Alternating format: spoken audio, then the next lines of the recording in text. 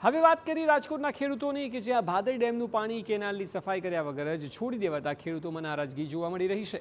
રવિ પાકની પિયત માટે રાજકોટના ધોરાજીમાં ભાદર ડેમ 1નું પાણી છોડવામાં આવ્યું, પરંતુ ખેડૂતોનો આરોપ છે કે કેનાલની સફાઈ કર્યા વગર જ પાણી છોડી દેવાતા ખેતરોમાં કચરો આવી જશે।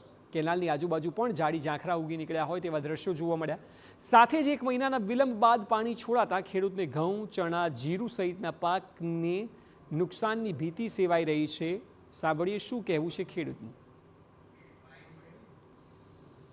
જે નવેમ્બર એન્ડમાં કેનાલ છૂટવાની હતી એને બદલે ડિસેમ્બર એન્ડમાં પાણી છોડવામાં આવ્યું અને કેનાલમાં જે સફાઈ કરવાની હતી કોન્ટ્રાક્ટરે સફાઈ કરી નથી, જેથી અધિકારીઓ અને કોન્ટ્રાક્ટરની મિલીભગત હોય એવું મને લાગે છે। એટલે જ આ કેનાલનું સમયસર સફાઈ કામ થયું નથી અને એમને પાણી છોડી દેવામાં આવ્યું છે। રવિ પાકમાં ચણા છે, ઘઉં છે, પછી ઘણી વસ્તુ છે, એમાં ધાણા છે, જીરું છે, ધાણા છે, એમાં બધામાં નુકસાની છે। 1 થી 1.5 મહિનો નુકસાની છે, આ ખેડૂતને ભોગવવી પડે એવું છે। ભાદર ડેમમાંથી કેનાલના સમારકામની કામગીરી ચાલુ હોવાને લીધે પાણી મોડું છોડવામાં આવ્યું હોવાનું સિંચાઈ સમિતિના સભ્યએ નિવેદન આપ્યું છે।